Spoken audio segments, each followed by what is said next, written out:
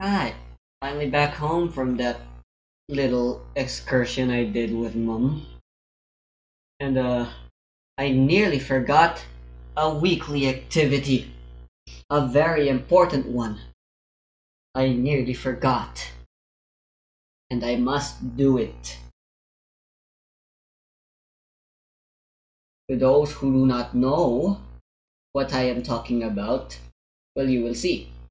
Is perfect though. There are still a lot of things Hoyoverse can do to accentuate the positives and diminish the negatives. So for today, as sort of a part 2 of my top 5 things video I did a while back, I want to talk about what I would do to improve Genshin Impact if I had the authority to do so. Speaking of the 5 things video, I'll try not to repeat anything I said in that one, so if you haven't yet after this one, if you want to check out that one, please do so. Before we continue on with the video though, I want to give a shout out to today's sponsor, Outplayed. For the uninitiated, Outplayed is a video capturing software on Overworld that works for most if not all mainstream games out there. If you're a fan of recording and sharing clips in Genshin, this is arguably the best way to do it. Outplayed captures any interesting highlights during your play or allows you to record manually using a hotkey. You can then immediately upload it to your Discord server, YouTube, Twitter, Reddit, anywhere you feel like sharing. The app also has a built-in video editor, so you can make your clips look pretty, and it works for tons of games besides Genshin Impact. You can use it for Monster Hunter World, GTA 5, Among Us, Warhammer, and others. For those of you who already use Overwolf, then downloading is a very easy process. Should you be interested in using Outplayed, feel free to use the link on screen or in the description. It's a very simple but cool app that makes recording highlights easier for you. Thanks again to Outplay for sponsoring the video as always, but for now, let's get back into it. If it wasn't obvious from the title alone, this topic is heavily subjective. I'm willing to bet that a lot of you might disagree with some of the points I made, and that's fine. The fun part about these kinds of videos is that they hold no weight in the grand scheme of things. But Although also, I'd imagine a lot of what players want changed or Tail. improved in Genshin is common It's the knowledge card at this point. game. First, I think it's forgot to important do the card establish where I'm coming game. from. Priorities vary from player to player. On one hand, you might have someone who's the most ultra try-hard Sigma grind set sweaty gamer who throws away the life savings for an extra 5 more damage. On the other hand, you'll have a casual gamer who only plays the game because the waifus are pretty and the husbandos are handsome. As such, certain elements will be less important depending on what kind of player you are. Hey, it's I'm gonna try Noel. my best to choose points that I think will apply to as general of an audience as possible, casual and hardcore alike. And on that note, the first aspect I want to address is the daily grind. While dailies are ultimately meant to be repetitive, hence the word daily, the way Genshin's dailies are handled veers more on the side of being a cumbersome chore than a routine. Right now, for most of us, dailies consist of doing the 4 commissions, refreshing your character's expeditions, using a supply of resin generated overnight, and that's really about it. On occasion, some of us might spend time on mob routes or item hunts, but it's really bare bones and quite repetitive. The only thing that adds nuance to your daily grind is how you spend your resin, but that virtually has no difference in totality. Artifacts, Ascension, and Talent domains are all the same, a giant room with an assortment of enemies to fight half a dozen times. Moreover, if you're working towards artifacts, there's not even a guarantee you'll experience any tangible improvement on that day, and that's inherently what dailies are meant to do. Players only put up with grinding for the sake of progression. Time gating is fine, so it's a temporary player's rate of progression, but there still has to be some semblance of progression. I await your instruction. At a certain point, there's almost no incentive to log on and do your dailies. I, and I'm sure many of you, have sometimes gone weeks without a good artifact, making me wonder why I was even doing all this to begin with. Improving the daily grind will honestly take an entire video to elaborate on, but in a TLDR sort of fashion, my suggestion is to add a system or item request that can only be accumulated through dailies. You do get 60 Primogems a day, which isn't even half a pull, but I was referring more to some long-term goal for players to work towards, something that motivates them to log on every day. In my video criticizing the weapon system, I talked about how there aren't really that many available sources of good free-to-play weapons, and the only way to get 5-star weapons to my knowledge is to buy them. Perhaps we can include some 5-star weapon technique whereby completing dailies for an army. Ah?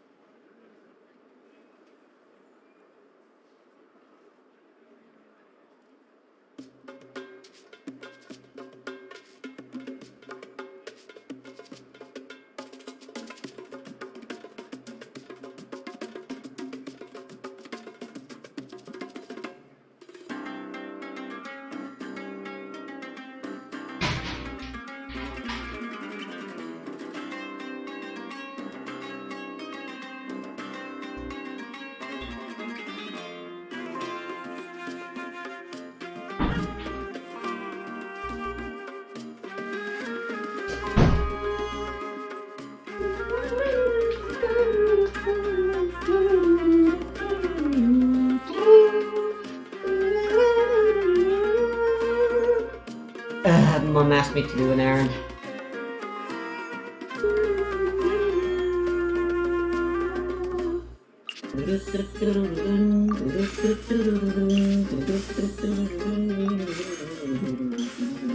Star weapons, to my knowledge, is to buy them. Perhaps we can include some 5-star weapons. I can't in wait the game any where longer! dailies for an arbitrary number of days, let's say 60, you can buy a 5-star weapon from the shop.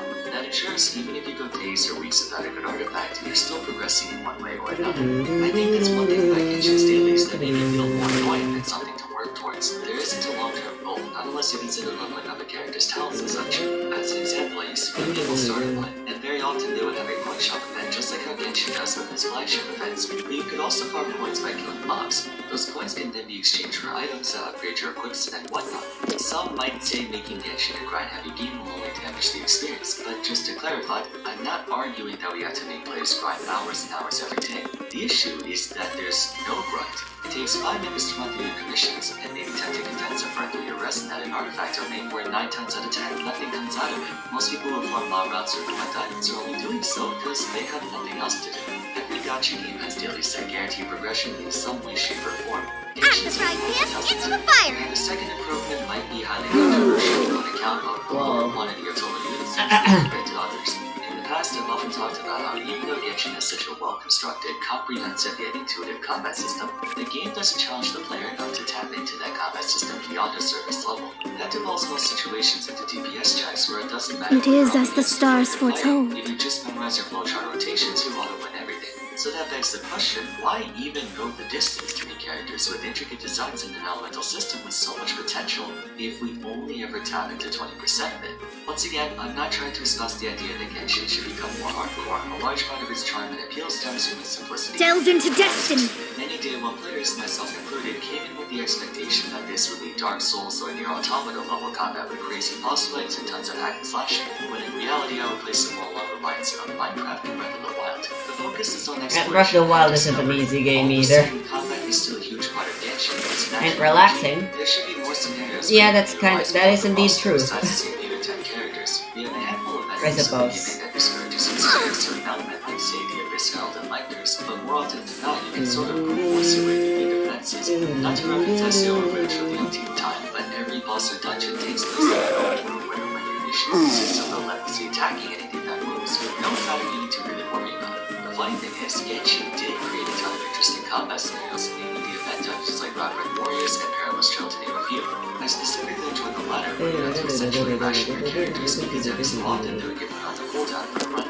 Those dungeons should really be included in the base game, and in all honesty, if we want to tie that with the aforementioned point at dailies, perhaps they can make these the grind spots where you get like, I don't know, 5 attempts per day. There are so many units and creative and interesting playstyles, but hardly anyone ever uses them because you have characters like Bennett and Shandling rendering almost every other pyro user who isn't Mutao unnecessary by comparison. Or no one uses Chongyun anymore because we have Ganyu and Ayaka. Once more, I'm not saying we should make the game harder. I'm saying we should introduce more variety in gameplay so there's an actual reason to level up a bunch of characters and theorize different parties. We already have the base material. Tons of different puzzles and mechanics have been shown to us over the past 2 years. We can incorporate those different puzzles into different combat scenarios. And I know what you're gonna say. apologies. Frick, I forgot to put the artifact. Character. Not true. Genshin frequently gives us trial characters for event dungeons, so they can just do the same thing here. If anything, that serves as a good way for players to playtest these characters even if they don't own them. Of course, they won't be as effectively geared as if we made them ourselves, but it's better than nothing. It's a shame how they spend so much time designing characters of their own appearance, personality, backgrounds, animations, and whatnot, but they're overshadowed by a small group of units who let you autopilot throughout the entire game. I'm aware that players dabble in not-so-optimal units for the fun of it. Someone like, I don't know, Noelle It is as the stars foretold. despite her limited capabilities. But if there was an external motivator built into the game that encouraged or straight up mandated usage of 20 characters instead of 10, that might be just the push needed for everyone to dust off their Barbaras, Chi-Chis, Ningguangs, Razors, etc. Gacha games are predicated on the notion of collecting them all, but the actual good ones find a way to make use of a wide portion of their roster by breaking them up into classes, specializations, and compatibility, and or designing various content that prevents a monopoly over the game. You don't have to introduce harder content, you just need to introduce varied content that will satisfy both the hardcore and casual player base. Let's move on to improvement number 3, meaningful rewards. In some way this also links back to the cumulative progression concept, but they really need to make things more rewarding for players. There are two sources of motivation, intrinsic and extrinsic. Intrinsic motivation is when you're motivated to do something for the sake of personal gratification, such as bragging rights or a sense of accomplishment. Dang it. Extrinsic motivation is when you're motivated to do something to earn a reward or avoid punishment. Motivation is a very interesting topic of discussion for video games, and an essential part to understanding good game design. But just so that I don't go on a massive tangent, Dang it, he got psychology, those the times. rule of thumb is for them to build off of one another, and that's something I believe Genshin lacks. Currently, there's a huge disconnect between most of the existing content and the reasons for doing them, Just which is why sharpen the my game feels spear. well fleshed out in some areas and half-assed in others. A good example of this is the Serenity Pod, a pocket dimension in which you can place down structures, furniture, objects, what have you, and build your own personal space that others can visit, very reminiscent of Animal Crossing. Now, for just that, the only players who'd be interested in this kind of activity are those with an intrinsic motivation for creativity. However, there is an extrinsic motivator, the Realm Depot or the Coin Shop. By collecting realm currency, you can exchange them for essential in-game items like artifact experience, character and weapon experience materials, mora, or transient resin, all things that can expedite your account development. The presence of the Realm Depot makes a Serenity Bot a very important piece of content for all players, regardless of if you're into building or not. Unfortunately, they're not too consistent with that kind of stuff. For one, the game's individual character stories provide nothing of value other than learning more about each character's background. Not to say they shouldn't exist, Genshin prides itself on being very thorough with its world building and inhabitants, but for those who aren't as invested in the Just story, barely. this quest can be seen as tedious, especially since you're unable to skip through all the dialogue.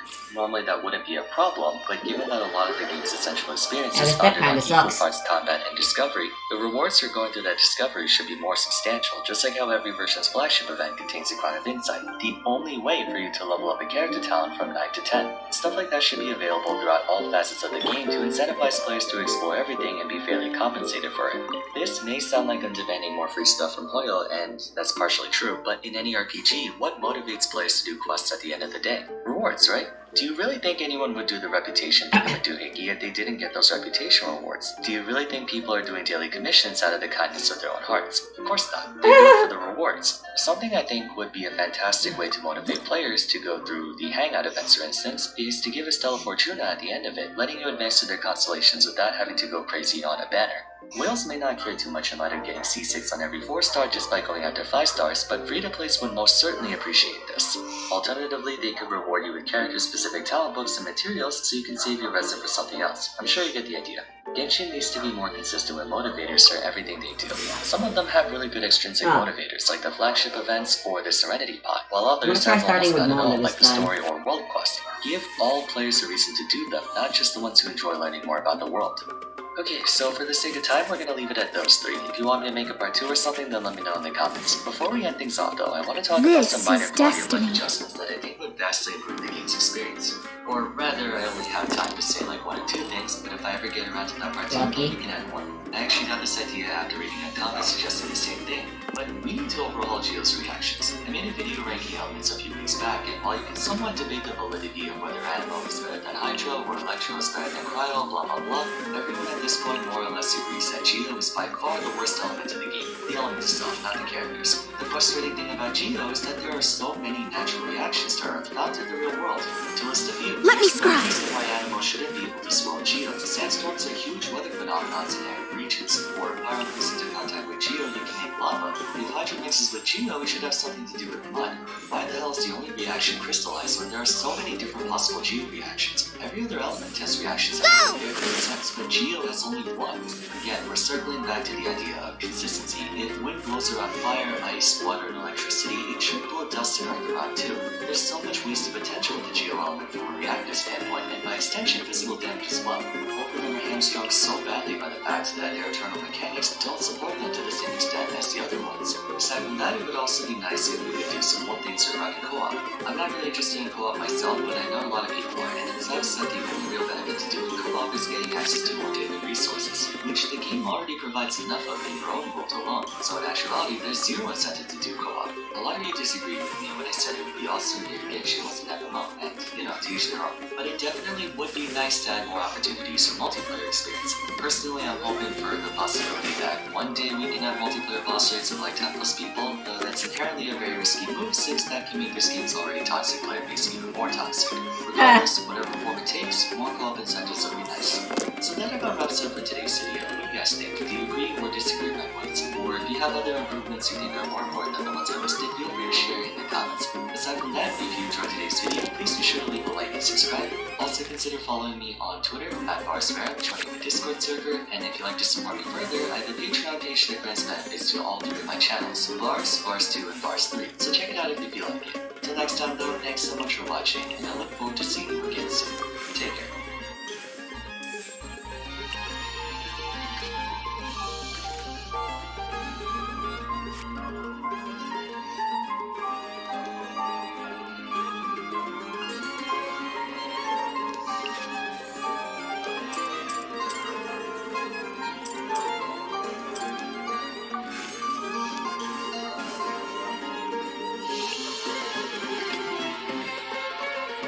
I await your instruction.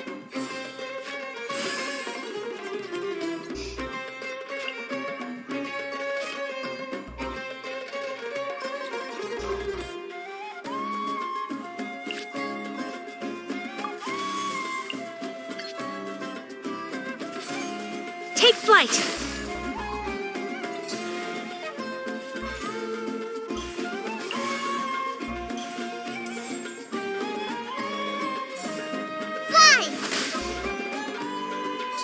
I really want to stay.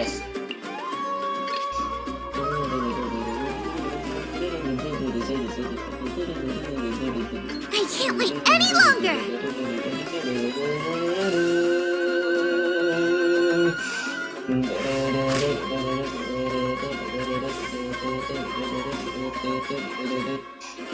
Watched on Twitch and top 5 games concurrently played on Steam are always going to be multiplayer games.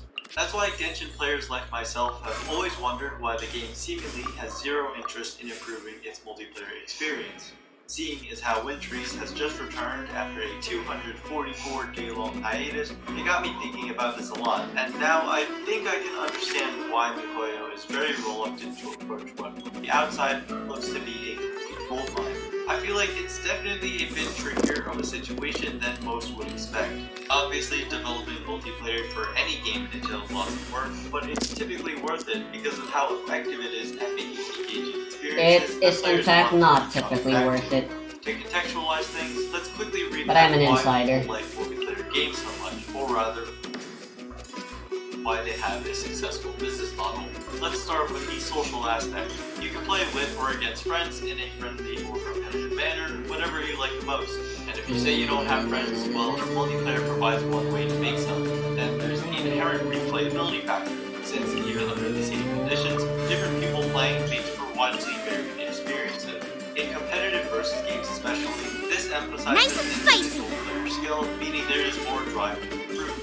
All this also makes it more appealing to watch Don't others blink. play, which helps the game get noticed and played by even more people. To sum it up, multiplayer games can naturally sustain their growing audiences very easily, making them very profitable even with simple monetization practices. It's no secret that the current implementation of Genshin's only permanent multiplayer, co-op mode, doesn't take full advantage of multiplayer's appeal because of the Speed of light. limitations. After unlocking it at Adventure Rate 16, which reportedly takes around 8 hours of gameplay, you can join the world This of is other players destiny. if your world level is lower than or equal to your own. Important quests get locked during co-op, so basically all you can really do with others is farm, explore around in one person's world, or play the few mini-games that exist within the surrounding teapot. And worrying that last one, none of these experiences are really enhanced by the presence of others. Farming world materials only gives stuff to one person. Farming enemy materials isn't hard, but it's tedious, and doing domains in co-op takes longer, so they're only worth it for the small subset of players who really like to carry or need to be carried. These restrictions make it so that just because you know someone else also plays Genshin, doesn't necessarily mean that playing with them will be fun or rewarding for both sides. Windtrace is the only true multiplayer Genshin's ever had, since it requires others to be played at all. For other events that had co-op available, it was always optional. Although many players have expressed desires for Windtrace to stay forever rather than be a limited time event, this is not the mode that would make Genshin have good multiplayer. It straight up would not stand the test of time. Not just because there are only so many maps to play on and hiding spots to use before it gets stale, but because in general, people lose interest quickly. There are Let me very scribe. few examples of games that can keep its players happy without regular updates, whether it be in the more ways to play, system mechanics, Right, or I idea from time. Now, the current rerun of the mode has 7 new maps, which does help make it fresh this time around. While in the Banana, maps help! are all places that already exist in the game, so nobody had to design them from scratch. On top of that, there are no new abilities to experiment with for both hiders nor seekers. In the 8 months that this game mode was gone, they didn't really do anything to innovate on it. To me, that's an indication that there just isn't a whole lot that can be done to spice things up. That, or they just think that the mode is fairly perfect as is, so they didn't bother with making changes. Either way, I don't think it's a good sign. I mean, the theater mechanics rerun was pretty.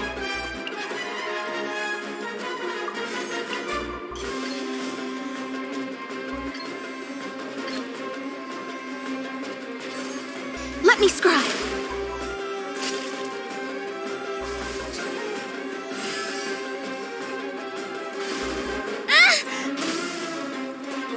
Gee. No, not like this. Different from its original incarnation, and though it had mixed reception, it gave returning players more of a reason to play it outside of the Primogems. Realistically speaking, Windtrace would not make for a good permanent game mode. After a little while, it would be completely forgotten about, just like how nobody cares about fishing anymore. I would really only accept it if it becomes a part of the teapot and can be played with your own custom maps, but honestly, I don't foresee that happening anytime soon. Obviously, Windtrace is not standard when it comes to its multiplayer implementation, because it's a big game that uses Genshin's assets in a completely different way from the base game. But what if Genshin had a PvP mode that centered around the game's core mechanics? This would be the most ideal form of PvP from the developer's perspective, because it would make use of each player's individual progression, thus encouraging them to grind for stats as well as their mechanical skills, overall giving more motivation to continue playing. Given new characters at the normal pace, occasional system updates, and rewards tied to performance like leaderboards, it would probably be enough to keep players consistently interested, especially because the game's deeper combat Written in the would be able stars. to be explored early, as opposed to other games The stars that are already do fading. strategies. This all sounds great until you realize there's the obvious detriment in that it would incentivize player spending in order to get to the top. Genshin is undeniably pay to win, as constellations and weapon refinements have a direct correlation to DPS output, but it doesn't really matter. It isn't as long pay as to it win. doesn't negatively affect It'll players only be and pay to win if or it does have spend. PvP, like you Losing to someone suggest. not because of a gap in skill, but because they paid more, never a good look for any game. Considering that many players are upset with the Spiral Abyss's power creep clearly catering towards whale spenders, even though the rewards of Core 12 only amount to less than a single pull, there's just too much risk involved when most players will stay content with the stream of new characters and events that we are already getting. Okay, well if PvP is out of the running, what about better co-op? Since the game is already primarily That geared towards the sucks. single player experience in every Archon quest, story quest, hangout, and most events, it feels like there isn't much that can be done to make the existing co-op mode more appealing. So the next best thing would be a separate co-op focused game mode, How about I and start a can't think of Shanglang? one better than raids. Though obviously the experience differs from game to game, basically raids are a type of in-game content that requires larger groups of players when compared to typical gameplay. They usually entail going through a large dungeon, Just sharpen my which is spear. many uniquely challenging mechanics. Finally, they culminate in an intense, high-stakes boss fight. There is one main reason why I feel raids would make for a great addition to Genshin, and that is replayability. Raids are often the most challenging content in their respective games. Now in Genshin, difficulty mostly comes from timed DPS checks, which many would agree is not that engaging. With raids though, there's a lot of potential because the difficulty can instead stem more from requiring good strategy and coordination with other players. There would be a clear path for growth and continually Oh hey, understanding Pyro the is benefit of applied to dungeon, me. and that wouldn't So be that's a tied lot down of by fun. time gates or RNG. And because the results would be based on skill rather than spending, it means the rewards can be the best in the game. In most implementations, Nova, kids get get them! powerful gear, but Genshin's enemy drops obviously aren't quite like that. Instead, it would probably be another upgrade material, like maybe ascending characters up to level 100 or something. Unlike the Spiral Abyss's Beast and Primogems, I'm confident What? that raids would have good enough reward to give players a good enough reason to keep coming back. Alright, so raids sounds perfect for Genshin, right? Well, not exactly. The You might remember some previous events from the past, like the Resurgent Cryo Regicide from 1.4, It is as the stars Dragon foretold. event, and Rodea's Rage from 1.4's Ritual Drops event, having had unique combat mechanics when compared to the regular overworld boss Delve counterparts. into destiny. Events were among some of the only few in the game to feature optional co-op matchmaking, presumably encouraging people to help each other out because of the relatively higher difficulty. Still though, they were based on existing bosses, and their mechanics never required precise strategy or execution across multiple players, so I wouldn't exactly call them indicative of what fighting a raid boss should feel like. But why haven't we gotten something like that yet? A limited time event seems like a perfect way to test out the implementation of a dungeon that leads up to a boss battle with co-op being a core mechanic throughout. Well, to me, there's one pretty good reason. Not everyone wants to feel like they are forced to work together with other people for potentially many different reasons. The first is the chance of running into uncooperative or straight up toxic people. What if a person trolls you and makes it impossible to win? What if someone gets overly angry at you? Kinda hard to even do. though you're just trying your best. Take I mean, flight! this Against stuff happens gameplay. in domain runs, and those aren't even hard. Imagine how those people would react when the process is longer and there are better rewards on the line. And it's not Oh, as never easy mind. as just recording them, because not everyone is going to be reported fairly. It's not like people who are reported can be banned on the spot. Even for more concrete things like a person leaving a game in progress, you can't be too hard with penalties because accidents happen. Since you wouldn't have the luxury of clearing such content solo at your own leisure, and you won't always have friends available to play with, especially one that is the same level as you, people who are going Delve to into destiny. Pardon my situations like these will passion. inevitably come up. The second reason is poor connectivity. Time for a light show. As any fighting game player in quarantine will tell you, good netcode, the term for the systems that enable online play, is essential for a solid online multiplayer experience. Genshin's multiplayer netcode is really not that great, but it's not that big of a deal in a PvE-focused game as long as all players are keeping direct damage to the enemies they are trying to hit. But against raid bosses where there is a reliance on team coordination, such as different people to I deliver can't wait tasks any simultaneously, longer. well, that's where bad connections can really harm the experience. Even with great netcode though, of course having a stable connection does ultimately rely on the end user setup. And when some people play Genshin on Wi-Fi with high ping on their phones or laptops, that latency could definitely stop certain players from being able to enjoy raids. Speaking of phones, for PC and console players like myself, it's sometimes easy to forget that a lot of people play this game primarily on them. And no, I'm not even talking about processing power or size of the game's files. Mobile games are typically meant to function in a pick up and play fashion, where you can always pause and at no point are you really obligated to continue playing. Obviously, this helps the game's accessibility by making it so that it can be quickly played whenever you have a free minute. Even in Windtrace, the games are only a maximum of 3 minutes long. On the other hand, bigger co-op would presumably be a much longer commitment of time in which you and the rest of your group have some responsibility to be there.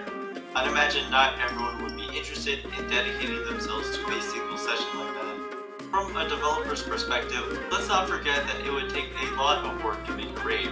From start to finish, raids are all about being grand in scale.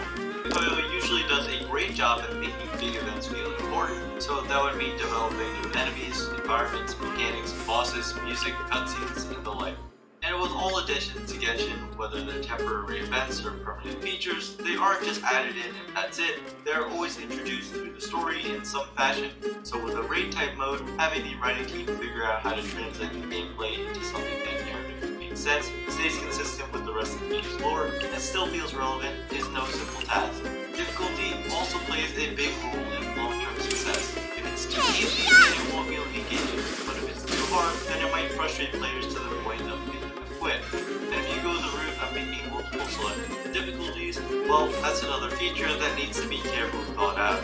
Looking at it from a practical perspective, if Genshin's flavor of the month temporary events and character releases already can keep the game's player count relatively stable, it's kind of hard to justify working on a large-scale feature like raids, but there's a chance it might not be received that well. It We is as already the know stars that Koyo foretold. is constantly putting resources towards large future content updates in the form No, of my sword! regions, so while I think raids would be good for the game, I can't say I expect something like it to be added anytime soon.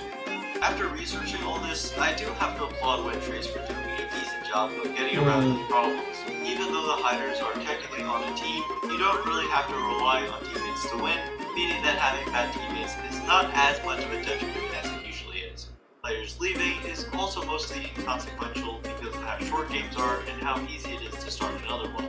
Also, the way the mode reuses assets this is a terrible plan. Kamisato Ayaka, even present. though some people rephrase it as just lazy. I don't think I said this yet, but Windtrace is pretty fun.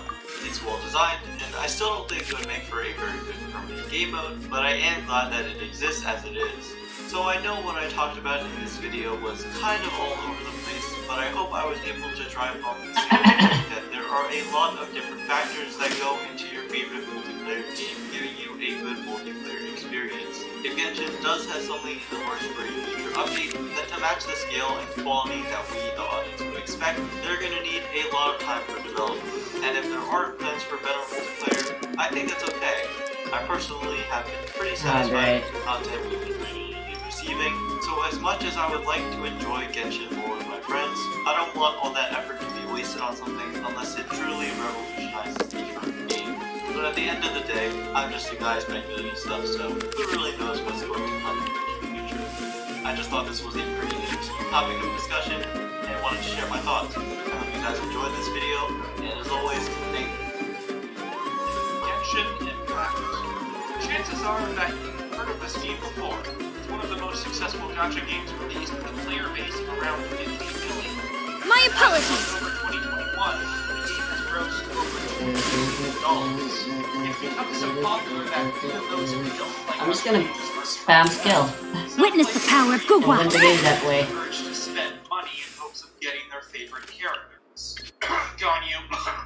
In fact, even if you don't keep up with the latest news in gaming, chances are the words Genshin Impact have come up when browsing social media and online forums. You see, that's because the game has been in the spotlight for the past couple weeks. And it's not My just apologies. a massive success, major updates, or people arguing who best waifu wins. The answer to that is true, by the way. The reason many people I am Nice. outplayed. I don't agree. its 1-year anniversary. The game was released on September 28, 2020. That's over a year of memories. Much remains And given how much more of the story there is It left is to as the cover, stars the journey is foretold. only beginning. Game anniversaries are very momentous occasions for players as it lets those reflect on the impact the game had on them. It may have helped with overcoming a Shadows of fate. or even formed Burned too COVID was in brightly. full swing once Genshin Impact released, and I'm sure that many used it to cope with the stress of staying indoors. One thing There's that's nothing common with stressful gacha about games staying are the frequent indoors. events players can participate in. These sort of games are by I've had this nature in my very watch later grimy for the and longest competitive. time, By jeez. continually updating these games with content, it brings players back every week, rewarding them with extra currency or Wow, useful someone who materials. wasn't salty after Sometimes losing. companies will even hand out free 5-star characters depending on the occasion. And that's why many players look forward to Bruh, Honkai gave a the free Knights of 5-star. what better day to celebrate Why can't than the game's Genshin do the anniversary? same? In the past, Genshin has been quite generous with their events. Many 4-star characters have I been should given log for into- free, going as far as to allow players I haven't to actually choose done select buttons. frick. And in many cases, these characters are as good or even better than the 5 stars. It's safe to say that expectations were high for MiHoYo as the game approached its 1-year anniversary. Unfortunately, this is where things go from good to bad to ugly. Poor business decisions, censorship of opinions, review bombing, even attacking third parties who had no involvement with MiHoYo's decisions as a company. Today we'll be diving into what has to be Genshin Impact's most complicated story arcs. And believe me, it's not as black and white as you think. I can't wait any longer.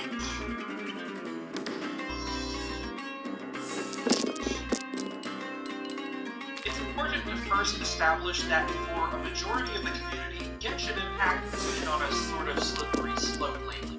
Many news articles reporting the Genshin Impact controversy are solely talking about the anniversary rewards, since that's the thing players are talking about. In some cases, the wording of these articles direct the blame more towards the community as opposed to MiHoYo. Some even use Boba, words such get them! as entitled when describing Genshin's player base, which to some extent is true. You'll always have those few entitled people within a community. The problem arises when those outside of the Genshin Steady as stone. as a representation of the entire community. But the conflict between Genshin Impact and its community started long before the Anniversary Rewards fiasco.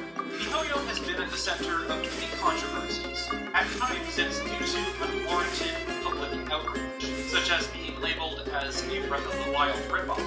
While Genshin Impact was clearly inspired by this game, there are many differences between the two. It's either that or trying to cancel a fictional character for the sins of their ancestors, or outing miHoYo as racist, all because the game describes both dark-skinned characters as scary and exotic. Unbeknownst to them that it's due to the former dressing like a punk star, the latter originating from the kingdom of Faria before its destruction.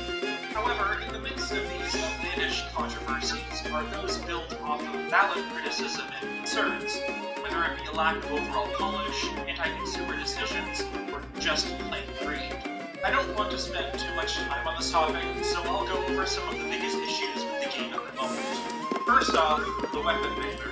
Each banner has 2 5-star weapons, and when the player gets a 5-star, they have a 75% chance of it being one of the 2 featured weapons. And similar to the 50-50 odds on character banners, it will either be weapon A or weapon B. However, prior to version 2, there was no way to guarantee pulling the weapon desired. This led to unlucky moments such as the infamous Staff of Homa summons video uploaded by user Temtone, got 2 off-banner 5-star weapons, while also losing the 50-50 a total of 6 times. One spare? Are you fucking kidding me? Savalova and Chongli is my cause. Chongli and Kamisato Ayaka, present.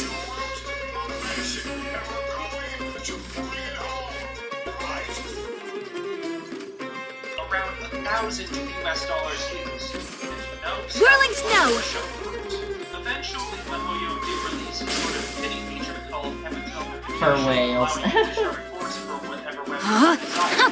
But while this guarantees a 5-star of your choice, it requires you to lose the 50-50 not once, but twice.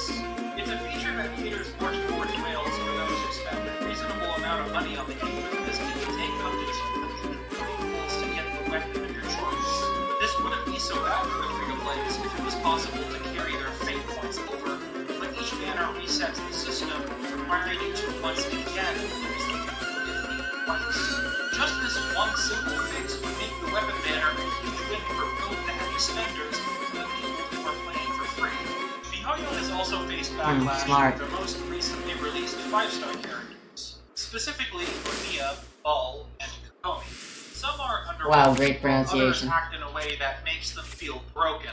As someone who plays Genshin Impact on and off, it's difficult for me to go into detail regarding each individual character, especially since one such as Kokomi technically do play as advertised. Ball, on the other hand, is one worthy of discussion. Most players agree that Electro is one of the weakest elements in Genshin Impact due to the underwhelming reactions it produces, as well as the resonance buff received when 2 or more of the same element are within a party.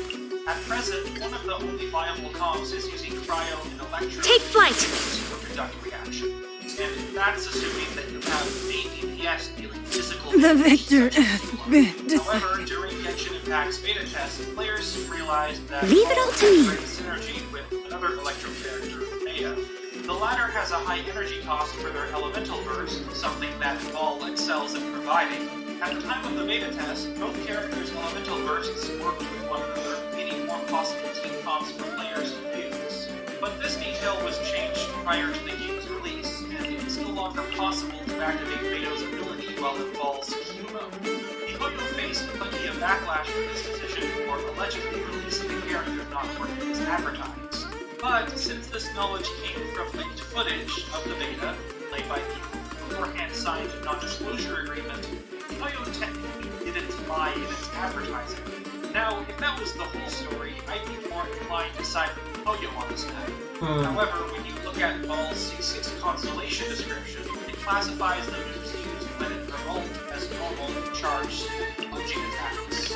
According to Beidou's elemental burst description, her abilities are triggered when normal or charged attacks hit an opponent.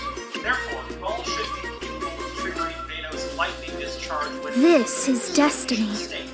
Ball's C6 description was abruptly changed following these issues. In one of MiHoYo's posts, they stated that while Ball's attacks are classified as normal attacks, the damage type dealt is elemental burst damage.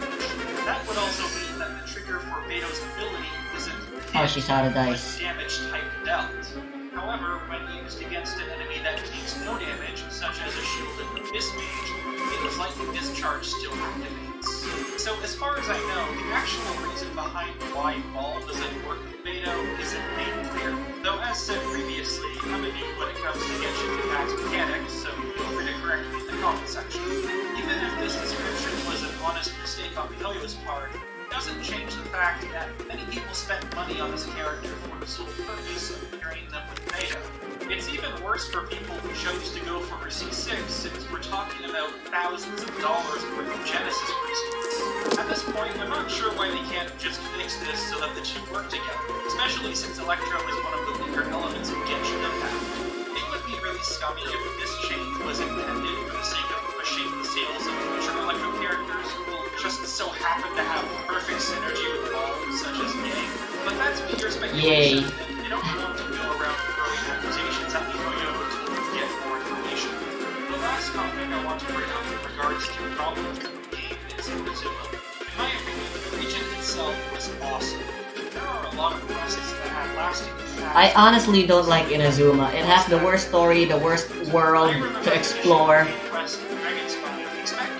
Although I guess Sumeru's constant bombardment of me being forced to go underground is also pretty bad. At least the OST is good. These regions are complex.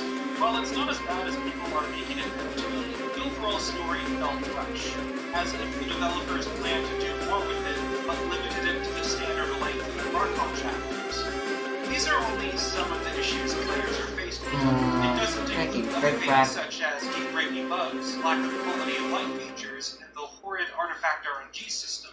Something I plan to make a whole Delved into destiny. Nice. There's one overarching problem to take away from all this, a problem As a that good knight caused should. many of these issues. It's the lack of communication. It feels as if MiHoYo isn't listening to the common complaints and instead pretends that there are no issues to begin with. Yet they are quick to respond to bugs such as Komi's infinite water walking. The sad part about this is I that can't they wait choose any to longer. patch out the glitches that arguably improve the player's experience, while also ignoring bugs that, unless fixed, ruin the player's experience. Their priorities are Nice and spicy. stuff, and what's sad about it is if Kokomi had a passive allowing her to walk on water at all times, she would suddenly be a wanted character. What she lacked in combat would be made up for in exploration, and wouldn't say break the game. You already have things such as Kaya's Ice Bridge and Kayaka's Sprint. And remember that bit in MiHoYo's explanation of how Ball's ult works? Not once did they mention Beto, and that was the main reason players complained about her C6 tax. Well, that was a lot to cover. Haven't even gotten into the anniversary rewards yet. I do apologize for that, but it was necessary since criticism of MiHoYo started long before the anniversary. That was just the straw that broke the camel's back.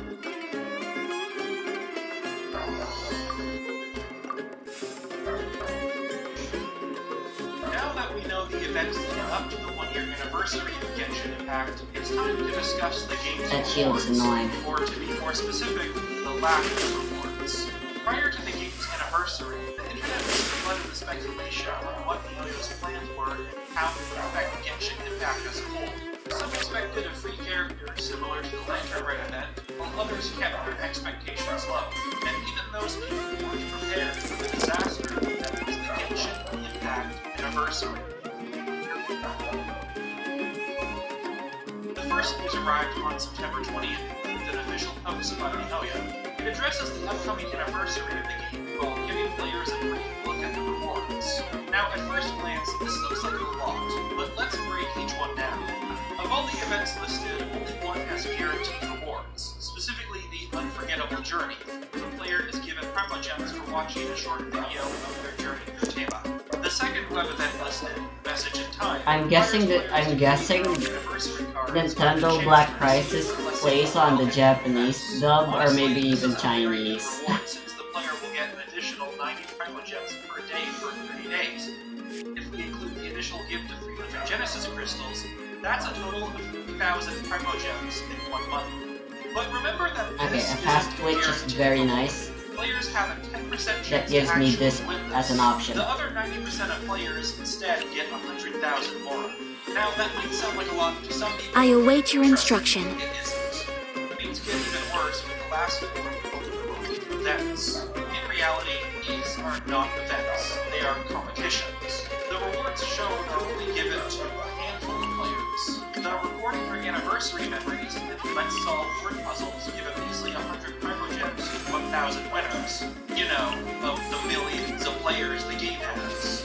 Meanwhile, Take flight! The hard repost raffle, cosplay submission, expensive items such as an iPhone 13 Pro Max, now the AirPods. You know, in a game played by millions of people. No, my sword! Essentially rewarding players by telling them to shamelessly advertise their game for the chance to get something. What the It's fuck? literally gotcha Okay, that's prizes actually kinda for smart. the 1-year anniversary of a gotcha game. Hmm. And the worst part is, most of these prizes aren't even worth it.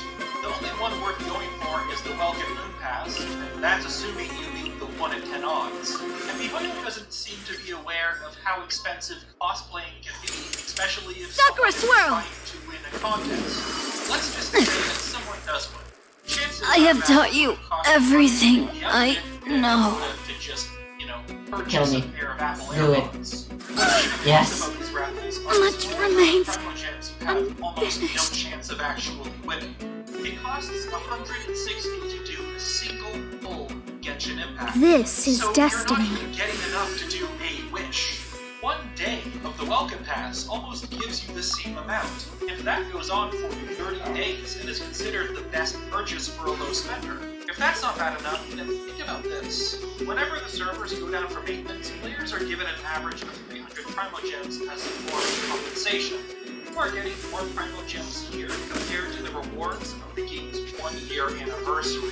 Mihoyo's way of thinking the players is essentially demanding free promotion for the chance to win mediocre rewards, or ones that people have no chance of winning whatsoever. And while I did enjoy the anniversary meter as there was some sentimental value to it, remember when I told you the reward for watching it was some Primo Gems? You get the grand total of 40 for doing this. Nice. By far the best anniversary reward is the in-game Passage of Clouds and Stars event, where collecting it daily for a week gives you a total of 8,000 Mora, 18 Mystic Enhancement Ores, Delve into destiny! and 10 Point Fates.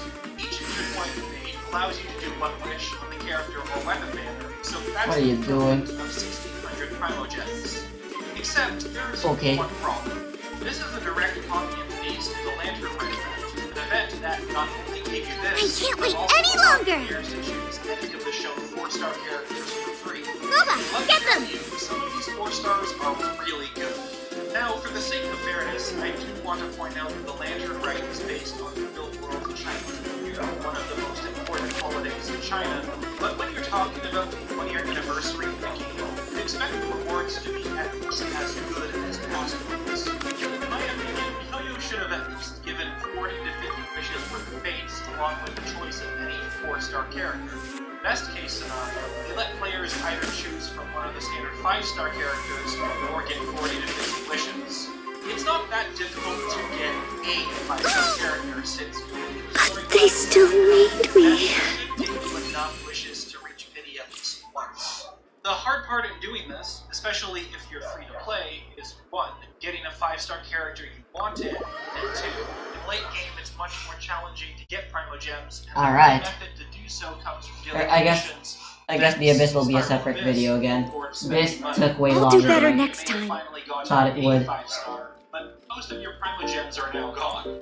Giving players the chance to get a standard 5-star character of their choice, characters that are always available, is very fair in my opinion. Plus, most characters people want are the ones on the character event banner, and if someone's smart enough to know that it's better to use Primo Gems on the character event banner, most standard 5 stars they get will be accidents. That also means that someone who already has all the standard 5-star characters could instead get 40 to 50 wishes that they could then save for a later date.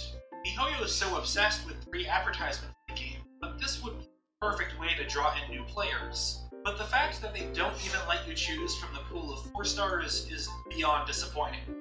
This brings us to the second part of this compelling arc. The community's response. Salt. Betrayal. Loss. Chi-Chi Fallen.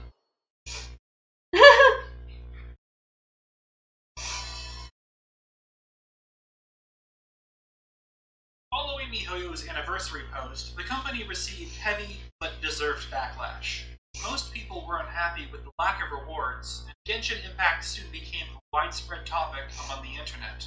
Seeing everyone's frustration was understandable given the situation, and while there definitely were those who set their expectations too high, the fact that even people who didn't expect much to begin with were disappointed shows just how out of touch miHoYo is with their fans. Even if you think wanting a free 5-star is too greedy or entitled, the fact that players can't even choose from a selection of 4 stars makes it even worse. Chances are that most watching this video already know of the review bombing incident. The game was suddenly flooded with 1-star reviews on app stores such as Google Play, and this even Are you going to hold a extended festival? Genshin Impact to other games affiliated with miHoYo, even ones that had nothing to do with the company. And Wow. this is where I feel like some of You the want articles me on your have blown team? the situation way out of proportion. Specifically with the alleged review bombing of games outside of miHoYo. The way some of these articles are worded makes it seem that a huge chunk of the community is targeting these games. Let's get while this in show on the reality, road. it's only a small handful of reviews. Plus, it's highly likely that the people who posted these don't even play the game and are solely doing it to troll. There's another one that's also uploaded here. You can see that this is probably people aiming at this point here. The Animus reviews are bad. I blame it on Google Classroom. Again, after the article was published here and other things going down, people are coming here to troll. This is all afterwards, and people are freaking trolls on the internet. Can you really say that one was hit the hardest? Time to broaden the horizons again. 3, 4, 5 review bombs on that? You cannot say it's the Genshin community when the community is only 5-ish or so trolled. But the same can't be said for miHoYo's other games, as the ones targeting them are most certainly the Genshin Impact community. And I think it's disgusting. There's always going to be that 1% of the community who makes the rest look bad, and it's embarrassing to see this. Genshin Impact may have been made by miHoYo, but that doesn't mean that the same team is in charge of other games. For better or By for doing worse. so, you're essentially taking out your anger on those not responsible for the anniversary rewards, ruining the reputation of these games. If you have problems with Genshin Impact, that's something to bring up with the Genshin Impact team. This leads into the review bombing of Genshin Impact itself.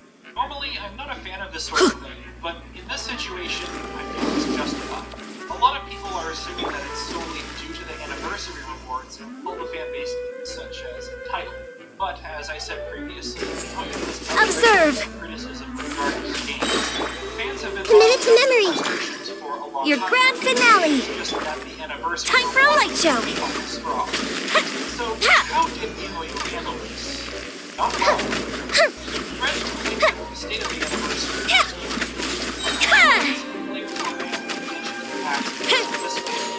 Bruh. Allegedly.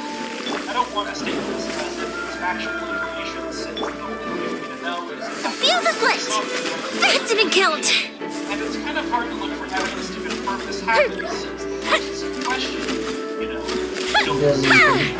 Plus, I'm Yikes. sure that among these deleted posts, that should be deleted.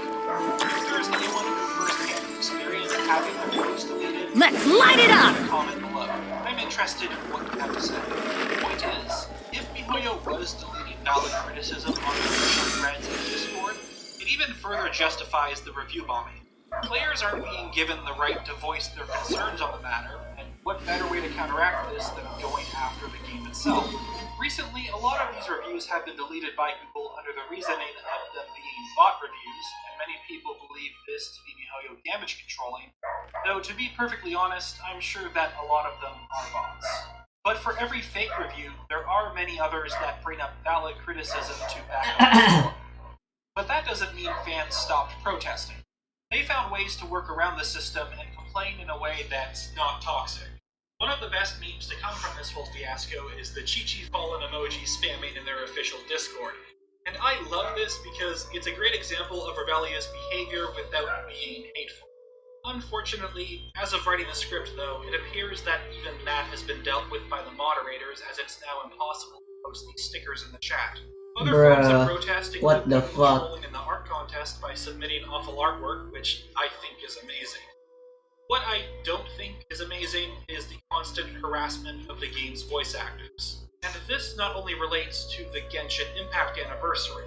In fact, the Chinese voice actor playing Kokomi had to restrict her live streams after getting so much hate. This is because Kokomi is considered one of the worst 5 stars in the game, and for some reason fans chose to harass her voice actor, even though she has nothing to do with Kokomi's kit. Stuff like this is why people look down on the Genshin Impact community, and it's something that's unfortunately never going to go away. But this is where things take a very interesting turn. The aftermath. The I will Genshin protect Impact you. Anniversary.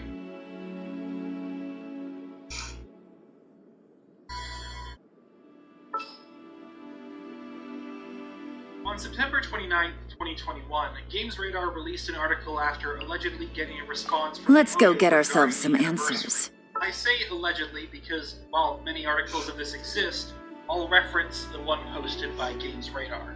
So whether the company actually responded or not is something that only they would know.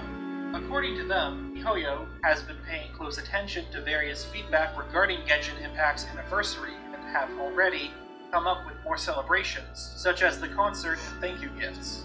This was a big deal because it was the first time miHoYo addressed the situation after over a week of silence. In fact, on the same day of this article, players were given 400 Primogems along with a pair of wings for their character.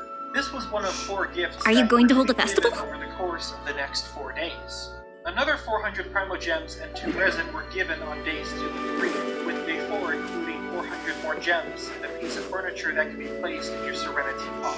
miHoYo never said anything about the rewards in their previous posts, so these likely happened because of the Genshin Impact review bomb. Overall, a lot of players were happy with this, as it felt like miHoYo was finally listening. And as much as I want to say that it ended there, it didn't. It didn't take long for people to realize that these gifts were most likely part of a concert bundle that miHoYo was planning to sell. In one of the company's older posts, they mentioned the new bundle being added to the shop in the 2.1 update called Boundless Symphony. Purchasing this gives the player 1,000 Primogems, a special name card, a piece of furniture, and Wing the wings of poetic melody. Given the naming of this item, it's obvious that this was a Genshin concert.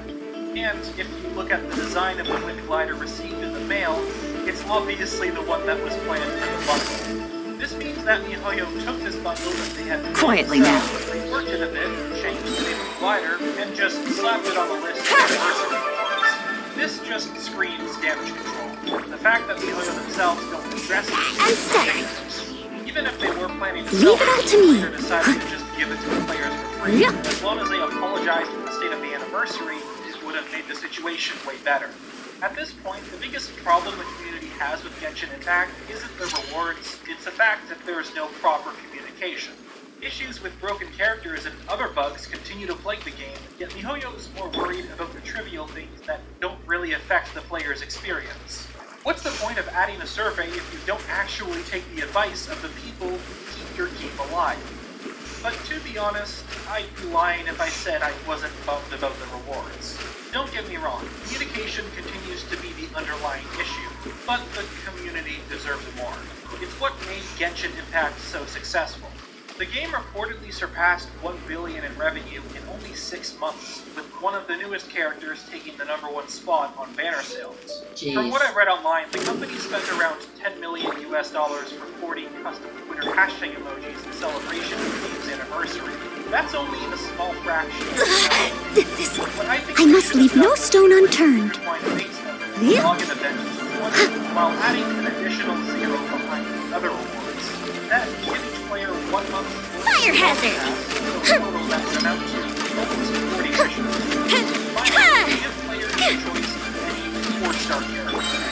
don't even have to detail the 3 fights. This would be more than enough for most games. Lots of Gacha games are fairly generous with their anniversary events. In fact, Observe. I often see praise is Honkai Impact, another game made by MiHoYo. So, where does Time for a light show. It's been well over a season for anniversary, and already people seem to be moving on.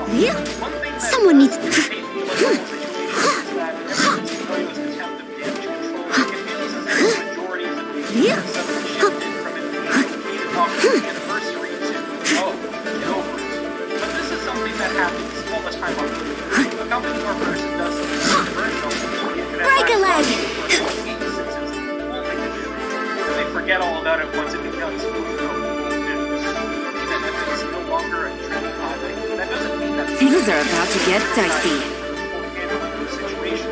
And it's likely that MiHoYo's future decisions when it comes to Genshin Impact will be based on what Fuse is lit. all this is testing the waters and how much they can get away with while the fan base try. And I'm sure you've seen people who have As a dutiful maid would. Genshin Impact because of this. I'll catch up. Let's be honest though, most of the things they're going to do probably won't. At best, they may stop playing these for a couple months until one of the next big updates or a character banner that they'll want. It's also not fair to say that people who continue to play Genshin Impact Yeah, don't very have sad. the right to criticize the game. Most people who are giving the company backlash are doing it because they genuinely want to see the game succeed. And it's also important to separate the anniversary rewards drama with the game itself. I know that the latter still has plenty of issues, but people still have the right to enjoy the game. And it's not like the anniversary only brought us Ultimately, that. our actions From what didn't I've heard, matter. the concert was really good, and if you're disliking it just because of the rewards, then you need to grow up. It might not be an in-game reward, but organizing something like this would have cost MiHoYo a lot of money, and players get to watch it for free.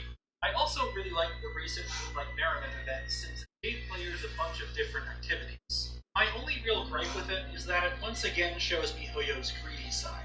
One part of the event involves finding Mistmoon chests and Moon Chase charms, and according to one of the NPCs, the latter can be exchanged for rewards. However, as I'm writing the script, there is a day left of the event, and no shop to trade these in is open. It's likely that MiHoYo threw them in so that there was more to collect. They didn't like the thought of having all of them in chests filled with rewards. You only get 500 Primogems in total from the event, so I don't see why it's such a big deal. From what I've been told online, there were no plans to have a shop to begin with, so the NPC is likely talking about the rewards you get for percent completion. But exchanging suggests that you lose something in order to gain, so it's another issue with communication. Anyways, that's the Genshin Impact Anniversary Controversy. I thank you for watching this video and hope you enjoyed it. This turned out to be a massive project because I wanted to be as thorough and unbiased as possible. So if you considered subscribing to the channel, it would mean a lot. I want to make Genshin Impact content a big part of the channel moving forward, so look Alright, forward I'ma to go the next beat up video. this boss I'll and then most likely be talking about why Genshin Impact's I gotta artifact go do system my is other rigged. That's games going to be a real dailies. fun video And to then make I'll do slash the abyss. sarcasm. And don't worry, because more Zelda content is on the way. I've been Nintendo Black Crisis, and I'll see you all next time.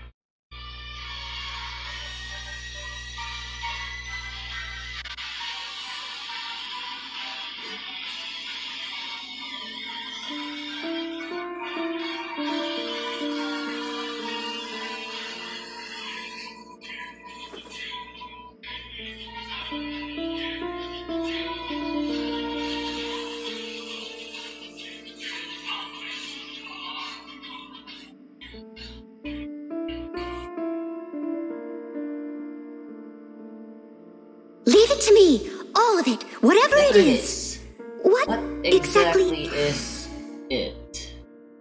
I didn't quite catch your request. Send one, send 'em all.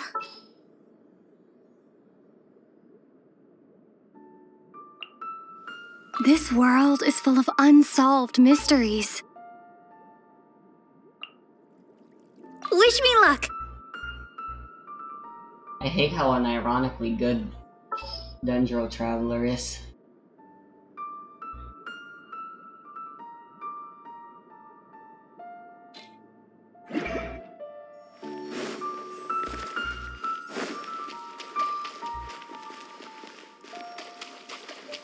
I'm just gonna be using her some more, don't mind me. Oh, instead of Barbara.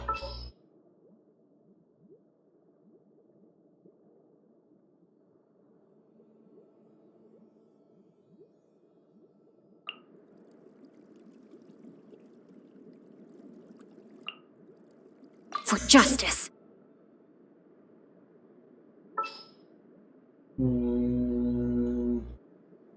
I don't actually know which one's worth my buck more. I can't go wrong with Sigju and Yellen together. Most certainly.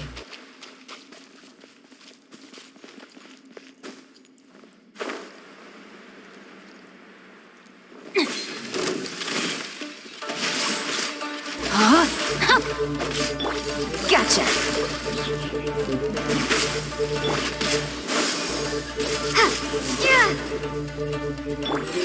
Rain cutter.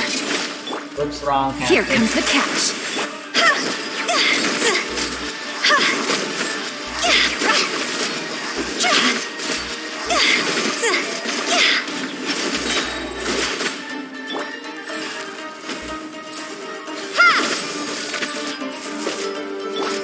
Quietly now.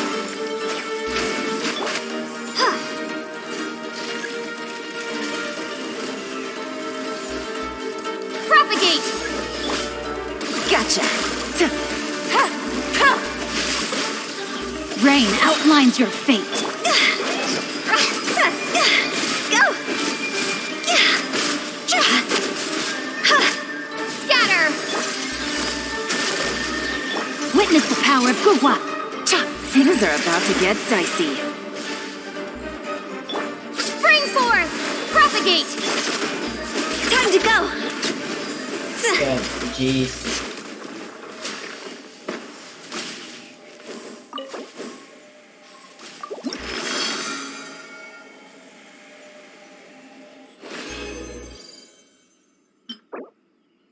There you go. Alright, I don't need to fight that guy anymore, at least.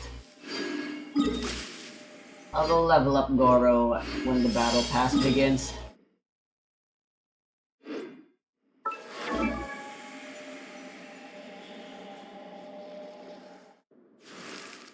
I put some artifacts on some characters off screen, and I think I can just focus on Goro for now. Goro won't take long anyway to farm.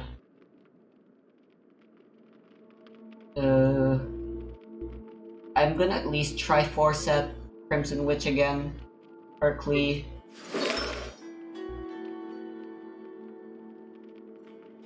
It looks honestly pretty decent. And the Yanfei just needs some levels. And I swear they'll be good. Very good.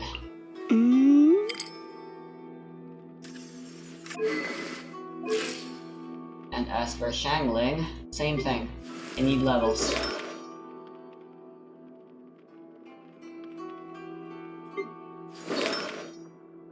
I already do have Husk of Opulent Dreams. Well,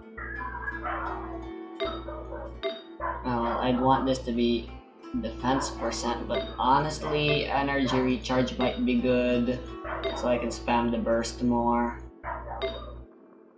I'm not really sure.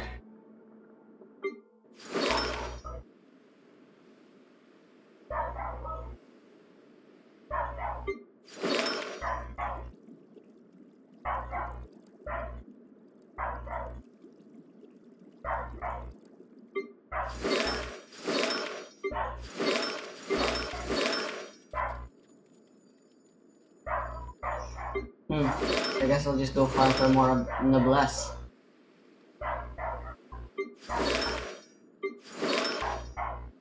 For these two.